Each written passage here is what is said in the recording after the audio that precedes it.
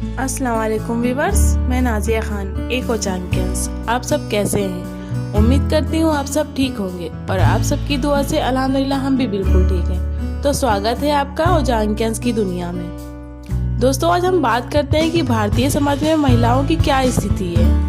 पहले हम बात करेंगे कि महिलाओं की संवैधानिक स्थिति क्या है, सामाजिक स्थिति क्या है, आर्थिक स्थिति क्या है और राजनीतिक स्थिति क्या है।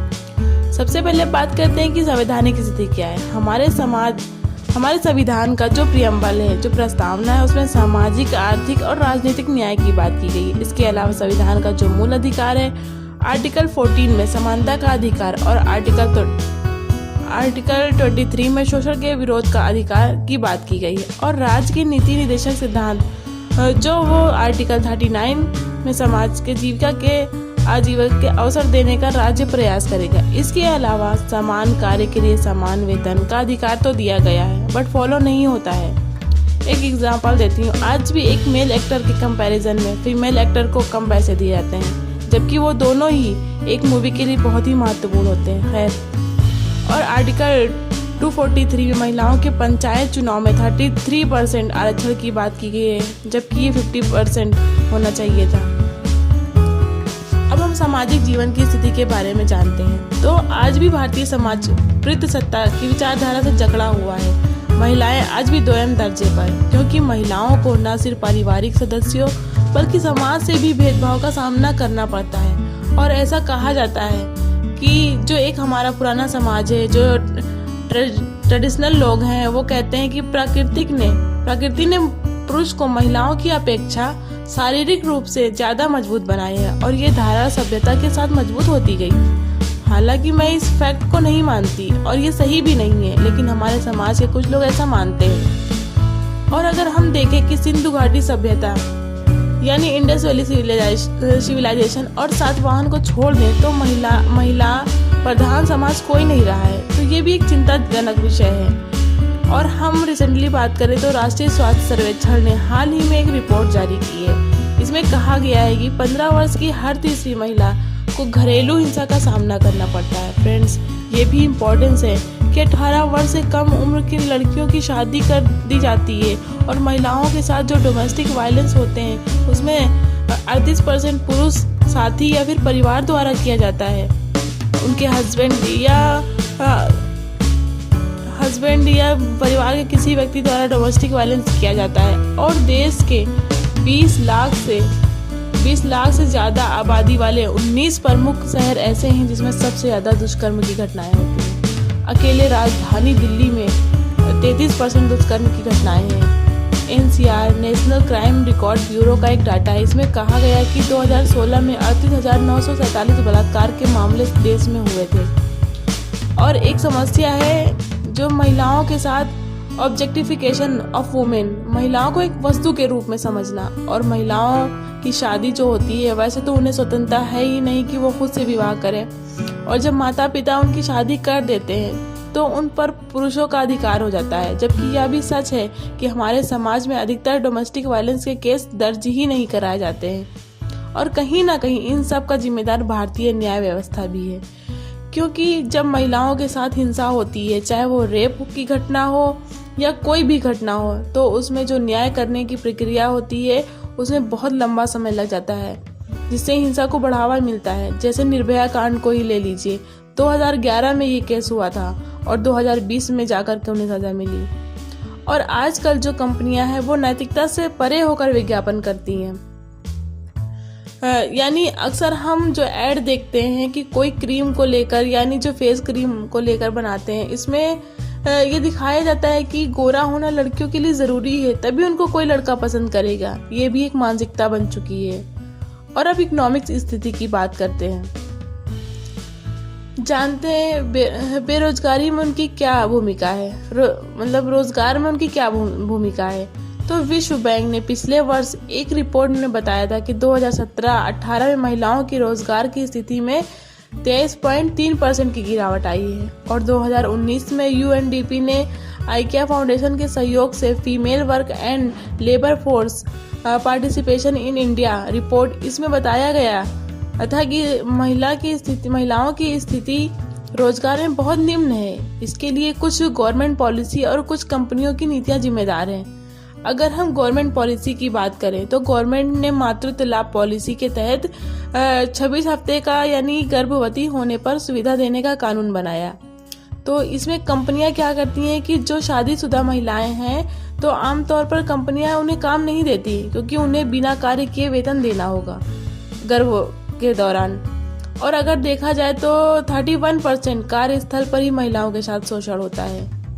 और दूसरी सबसे बड़ी प्रॉब्लम है कि अर्थव्यवस्था में इनके योगदान को जोड़ा ही नहीं जाता है। जो महिलाएं घर पर हैं, जो वर्क फोर्स में कृषि कार्य में कार्यरत हैं, उन सबका योगदान तो जोड़ा ही नहीं जाता है। और जो पिंक कॉलर जॉब स्पेशली महिलाओं के लिए माना जाता है, इसमें महिलाओं का बहुत निम्न प्रतिनिधित्व है। और जब हम राजनीति यानी राजनीतिक पार्टिसिपेशन की बात करते हैं तो आज भी भारतीय राजनीति में महिलाओं की पर्याप्त भागीदारी सुनिश्चित नहीं हो पाई है।